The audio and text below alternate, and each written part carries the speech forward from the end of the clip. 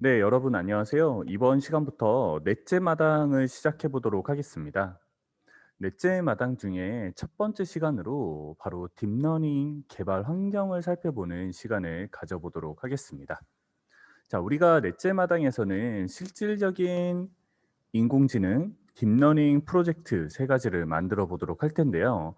그때 어떠한 환경으로 우리가 딥러닝을 개발하는지에 대해서 말씀드리도록 하겠습니다. 자, 물론 여러분 우리가 딥러닝을 만들 때 파이썬을 사용해서요. 파이썬이라는 언어를 사용해서 그냥 처음부터 아주 처음부터 어떠한 딥러닝 모델 하나를 만들 수도 있습니다.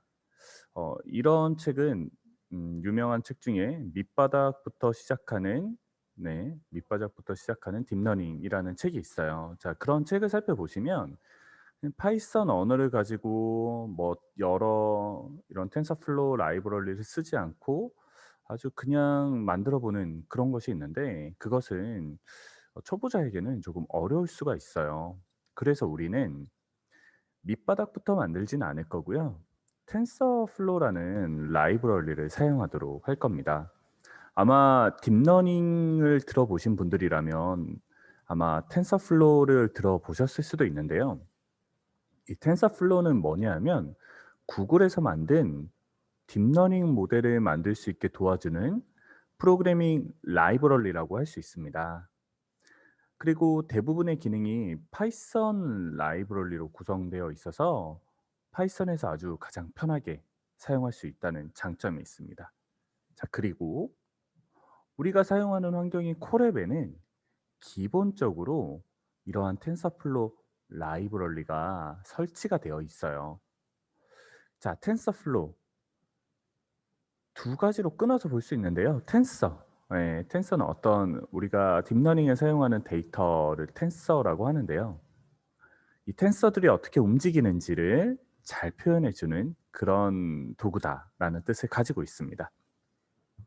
자, 그러면 우리가 이제 텐서플로우를 한번 사용해야 되니까 그걸 어디에 사용하죠? 콜앱에서 사용하니까 자, 여러분 콜앱에 접속해서 새 노트 만들기를 한번 해 보세요. 저는 여기에선 이름을 텐서플로우라는 이름으로 정했네요.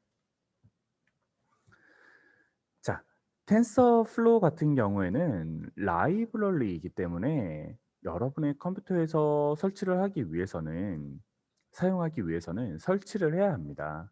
하지만 콜앱에는 기본적으로 설치가 되어 있기 때문에 텐서플로우가 그냥 사용 가능해요, 바로.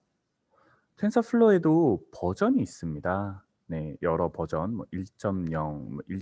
몇 뭐 2.0 뭐 요런 버전이 있는데 이렇게 퍼센트 기호를 쓰고요. 텐서플로우 그리고 언더바 버전 요렇게 하면 네, 여러분의 버전이 몇인지 현재 콜앱에서의 버전 그리고 1.0 버전과 2.0 버전을 쓸 수 있다라는 것을 확인을 할 수가 있어요. 자, 한번 해 볼까요? 네. 자, 여기에서 뭐 따로 이름은 변경하지 않고요. 한번 텐서플로우 버전 한번 볼게요. 텐서플로우의 버전은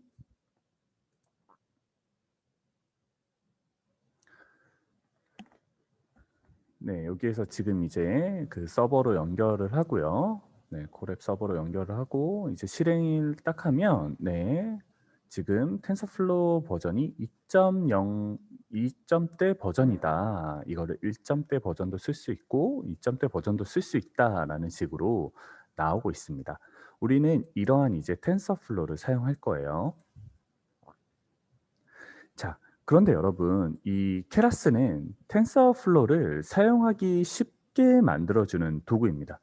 네. 지금 우리가 이제 케라스라는 새로운 도구가 나왔어요. 이 케라스라는 도구는 물론 여러분 그 파이썬을 사용해서 딥러닝을 만들 수도 있지만 우리가 파이썬만을 사용하기에는 힘들기 때문에 조금 더 쉬운 도구인 텐서플로우를 사용해요. 텐서플로우를 사용하는데 텐서플로우도 어떻게 보면 조금 어려울 수도 있어요. 그래서 이걸 더 쉽게 만들어 주는 게 바로 케라스입니다. 네. 바로 파이썬으로 만드는 걸 쉽게 만들기 위해서 텐서플로우라는 도구를 만들고, 또 텐서플로우를 더 쉽게 만들기 위해서 케라스라는 도구를 만든 거예요. 자, 이 케라스를 사용하기 위해서는 이 텐서플로우 라이브러리를 불러온 상태여야 합니다. 왜냐하면 텐서플로우를 쉽게 만들어 주기 위해서니까. 여러분이 케라스를 구글에서 검색을 하시면 이런 케라스 홈페이지가 나옵니다. 네.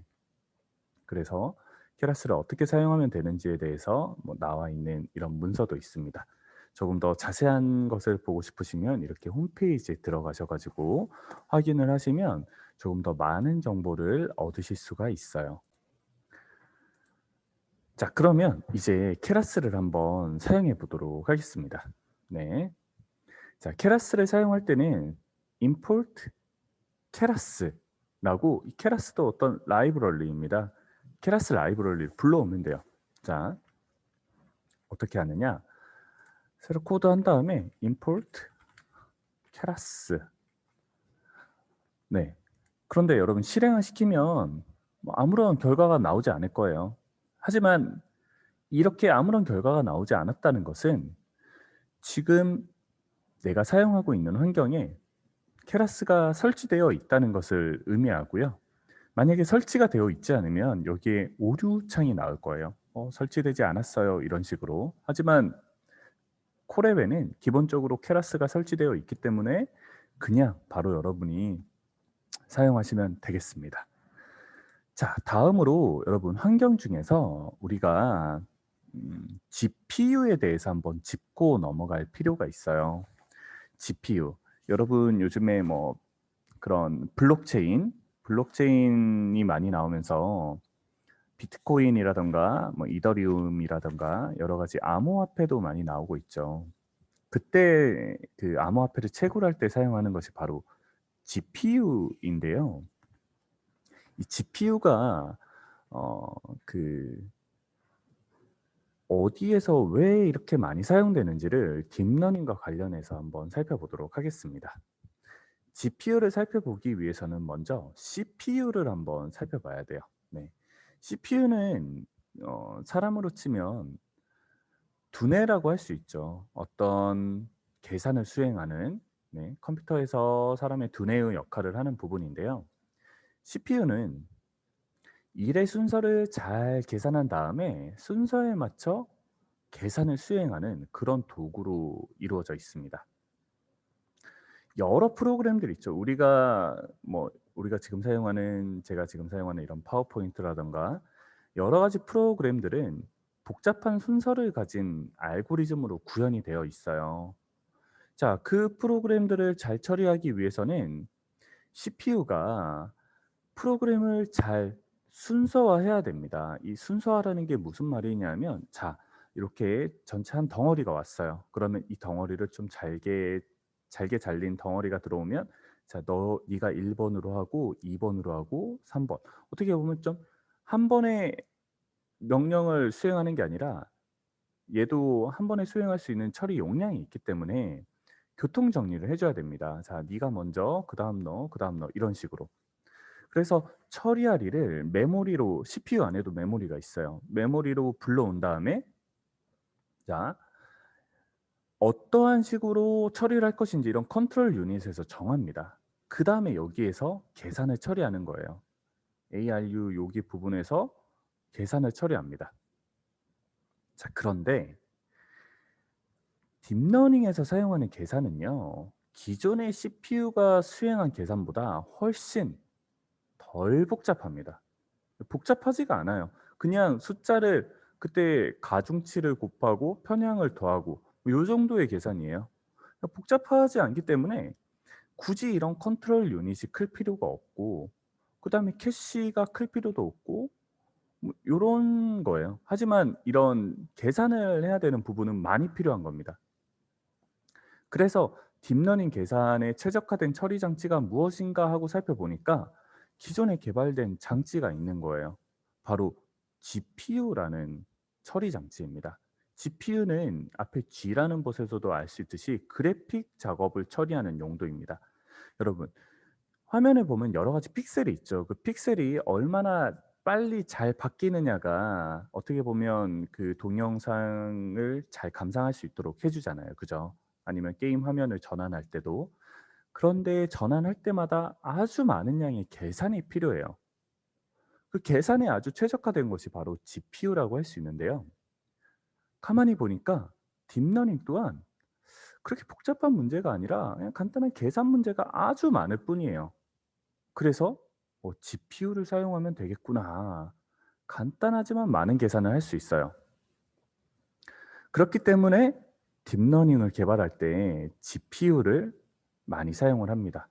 왜냐하면 딥러닝 또한 간단하지만 이런 곱하기라든가 더하기, 왜냐하면 가중치와 그 뉴런과 뉴런을 가중치가 연결한다고 했잖아요. 그죠? 이 가중치가 몇만 개가 됩니다. 몇십만 개가 될 수도 있고요. 이걸 한 번에 계산을 해야 되니까 간단하지만 많은 문제를 해결해야 되기 때문에 좋은 처리 성능을 가지기 위해서는 이렇게 그 처리할 수 있는 유닛이 많은 GPU를 사용을 하는 거예요. 하지만 그 GPU는 성능이 계산 성능은 좋지만 복잡한 문제를 빠르게 해결할 수 없기 때문에 CPU와 GPU를 적절하게 사용하는 것이 좋습니다. 자, 그런데 콜앱에서는요, 이런 GPU를 우리가 선택을 할 수가 있어요. 콜앱은 기본적으로 CPU를 사용합니다. CPU를 사용하는데, 자, 우리가 여기에서 런타임을, 자, 여기 화면입니다. 콜앱 화면인데 여기에서 런타임을 누르게 되면요, 런타임 유형 변경이라는 칸이 있습니다. 자, 여기에 하드웨어 가속기가 있어요. GPU가 있습니다. TPU도 있어요. 여기에서 GPU를 선택하고 저장을 누르면 이제 GPU로 연결을 해서 사용을 합니다. 네. 자, 이런 식으로 GPU를 연결해서 사용을 할 수가 있어요. 자, 하지만 그 여기에서는 우선순위를 콜앱 자체에서 우선순위를 주기 때문에 뭐 항상 GPU로 동작을 하는 건 아니고요. 네. 그 여러분들이 꼭 필요할 때 사용하시면 좋을 것 같고요. 그리고 여기에 런타임 유형 변경에 TPU도 있어요. TPU. 네. TPU는 텐서플로우, 앞에가 텐서의 약자인데 텐서플로우처럼 이런 딥러닝에 최적화된 것인데, 여기서 TPU를 사용하시게 되면 코드가 좀 바뀌어요. TPU를 내가 언제 어떻게 사용하겠다라는 식으로 코드가 바뀌기 때문에 이 책에서는 GPU 정도로 코드의 변환 없이 하드웨어 가속기를 쓸 수 있는 GPU 정도를 여러분들께서 사용하시는 걸 추천드립니다. 그리고 우리가 책에서 사용하는 것은 그렇게 많은 양의 계산을 요하지 않기 때문에 GPU를 굳이 선택 안 하셔도 상관없다는 점도 말씀드립니다. 자, 그럼 여기까지 하도록 할게요.